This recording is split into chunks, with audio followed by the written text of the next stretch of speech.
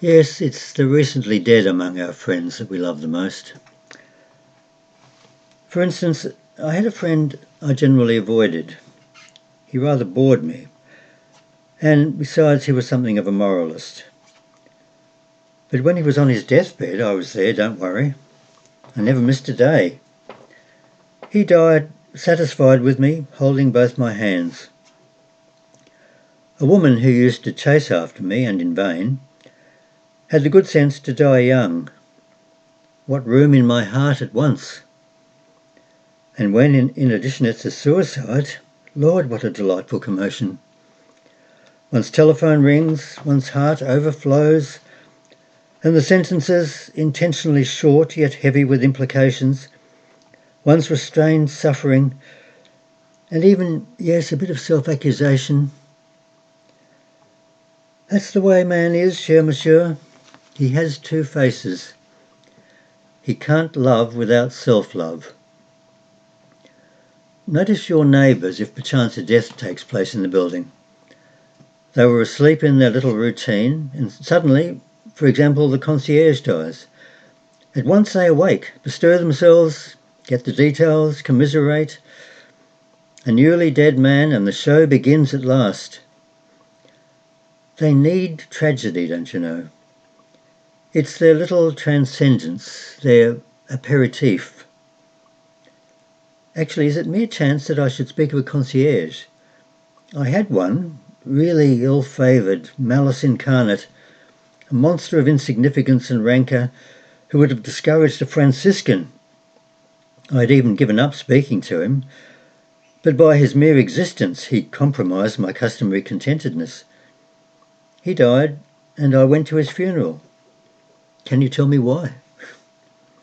Anyway, the 2 days preceding the cemetery were full of interest. The concierge's wife was ill, lying in a single room, and near her the coffin had been set on trestles. Everyone had to collect his own letters. You opened the door, said, "Monsieur, bonjour, madame," listened to her praise of the dear departed as she pointed to him, and took your letters. Nothing very amusing about that, and yet the whole building passed through her room, which stank of carbolic, and the tenants didn't send their servants either. They came themselves to take advantage of the unexpected attraction. The servants too, of course, but on the sly. The day of the funeral, the coffin was too big for the door. "Oh, my dearie," the wife said from her bed, with a surprise at once delighted and grieved. "How big he was!" "Don't worry, madame," replied the undertaker. "We'll get him through edgeways and upright." He was got through upright, and then laid down again.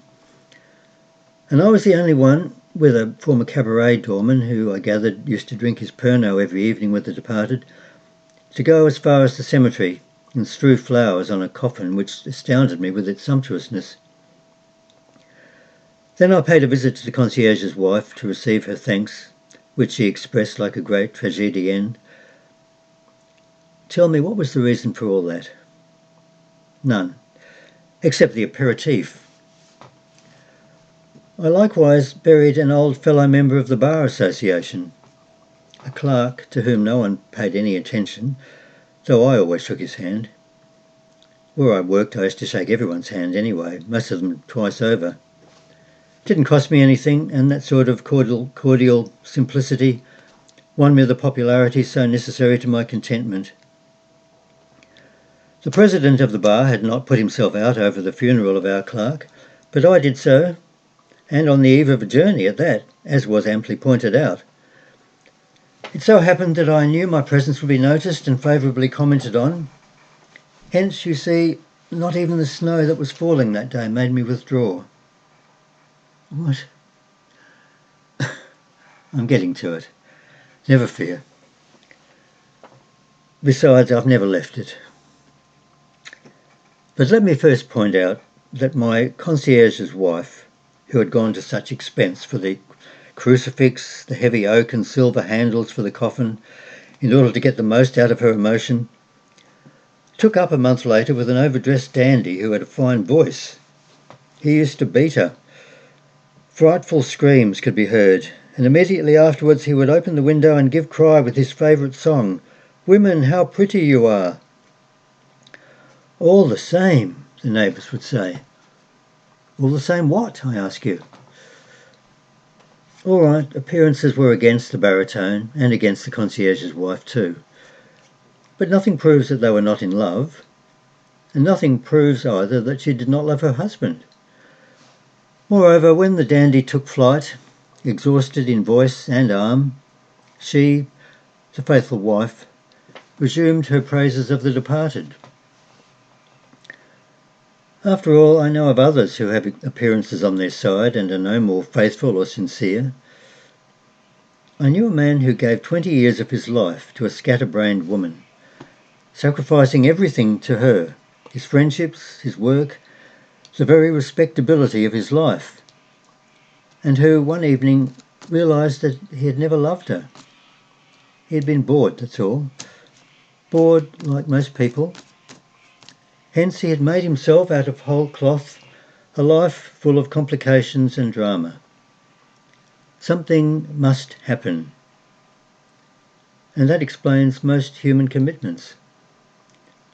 Something must happen, even loveless slavery, even war or death. Hurrah then for funerals.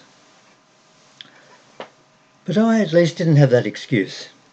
I was not bored, because I was riding on the crest of the wave. On the evening I'm speaking about, I can say that I was even less bored than ever. And yet,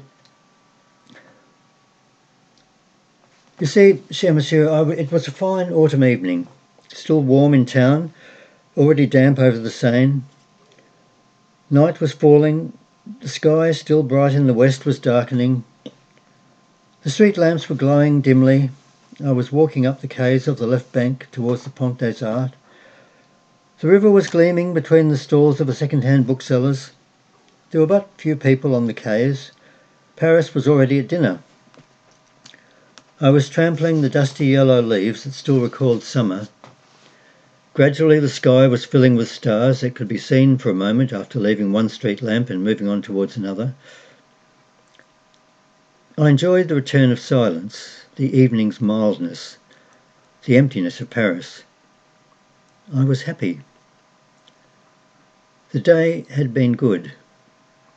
A blind man, the reduced sentence I'd hoped for, a cordial hand clasp from my client, a few generous actions, and in the afternoon a brilliant improvisation in the company of several friends on the hard-heartedness of our governing class and the hypocrisy of our leaders. I had gone up on the Pont des Arts, deserted at that hour, to look at the river that could hardly be made out now night had come down. Facing the statue of the Vert Galant, I dominated the island. I felt rising within me a vast feeling of power, and I don't know how to express it, of completion, which cheered my heart. I straightened up and was about to light a cigarette of satisfaction, when at that very moment a laugh burst out behind me. Taken by surprise, I suddenly wheeled round. There was no one there. I stepped to the railing, no barge or boat. I turned back towards the island and again heard the laughter behind me, a little farther off, as if it were going downstream. I stood there motionless. The sound of the laughter was decreasing, but I could still hear it distinctly behind me, coming from nowhere unless from the water. At the same time, I was aware of the rapid beating of my heart. Please don't misunderstand me. There was nothing mysterious about that laugh. It was a good, hearty, almost friendly laugh, which put everything properly in its place. Soon I could hear nothing more anyway. I returned to the quays, went up the Rue Dauphine, bought some cigarettes, which I didn't need. I was dazed and was breathing fast. That evening I rang up a friend who wasn't at home. I was hesitating about going out when suddenly I heard laughter under my windows. I opened them. On the pavement, in fact, some youths were noisily saying good night. I shrugged my shoulders as I closed the windows. After all, I had a brief to study. I went into the bathroom to drink a glass of water. My reflection was smiling in the mirror, but it seemed to me that my smile was double.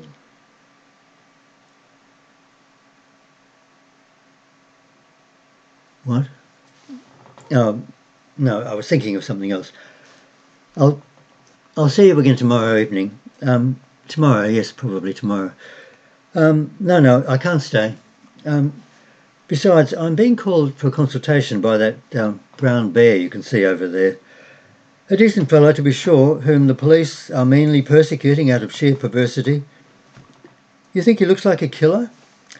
Rest assured that his actions conform to his looks. He burgles, likewise, and you'll be surprised to learn that that caveman specialises in the art trade. In Holland, everyone is a specialist in paintings and in tulips. This one, with his modest look, is the author of the most famous theft of a painting. Which one? I may tell you one day. Don't be surprised at my knowledge.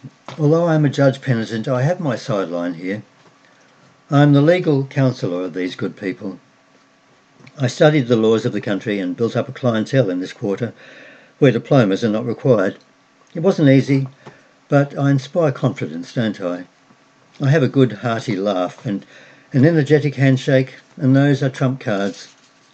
Besides, I settled a few difficult cases out of self-interest to begin with, and later out of conviction. If pimps and thieves were invariably sentenced, all decent people would get to thinking they themselves were constantly innocent, cher monsieur. And in my opinion, all right, I'm coming. That's what must be avoided at all costs. Otherwise, everything would be just a joke.